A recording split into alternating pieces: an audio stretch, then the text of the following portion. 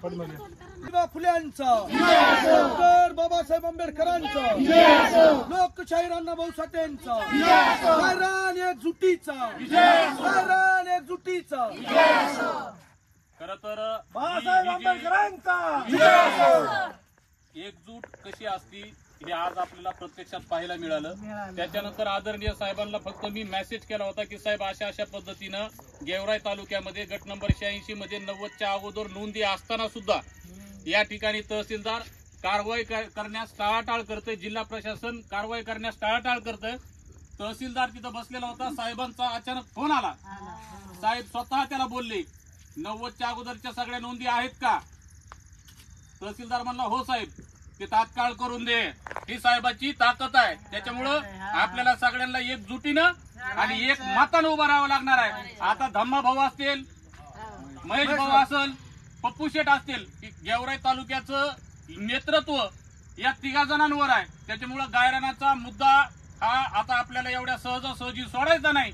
या गेवराई तालुक्यात ज्यांचे ज्यांचे गायरान धारक आहेत, जे जे गायरान धारक आहेत, त्यांना एक आंबेडकरी चळवळीतला कार्यकर्ता आणि वंचित बहुजन आघाडीचा जिल्हाध्यक्ष या नात्यानं सर्वांना आवाहन करतो की या तिघांकडे तुम्ही सर्व तुमचे कागदपत्र आणून द्या, न्याय आम्ही एकजुटीनं मिळवून देऊ। गायरान एकजुटीचा विजय असो, गायरान एकजुटीचा विजय असो। नंतर हे 12 लोकांचे तुमचे ह्या सर्व नंबरचे नाव बरोबर, तुमचं ते अतिक्रमणाचे सर्व पुरावे आणि ही 91च्या आधीचे आणि हे सगळे आम्हाला परिपूर्ण करून द्या। मी तुमचं ते प्रस्ताव जिल्हाधिकारी साहेबांना पाठवतो। ओके पंचनाम्याला कधी पाठवता? उद्या मी ओके सर, थँक्यू। डिक्लेअर करता आम्हाला आता तुमचा परिपूर्ण प्रस्ताव ज्या दिवशी येईल त्या दिवशी पाठवतो। ओके चालते, काय अडचण नाही। गायरान आमच्या हक्काचं, गायरान धरताला 7-12, गायरान एकजुटीचा, छत्रपती शिवाजी महाराजांचा। सम्राट अण्णाभाऊ साठे आणि मानवतावादी विचाराचे महापुरुष काम करणाऱ्या सर्व महापुरुषाच्या विचारांना आणि त्यांच्या कार्याला विनम्र अभिवादन।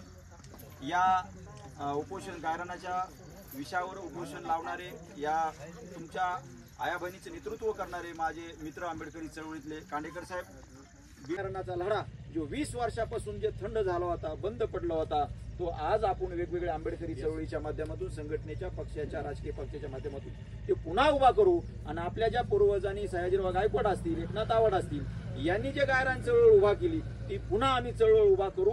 याचं जे ज्वलंत उदाहरण आज गेवराईपासून ती सुरू करू आणि त्याला जर यश आलं आणि यश येणार आहे आणि यश आल्याच्या नंतर बी आम्हाला बी आणि तुम्हाला बी आणि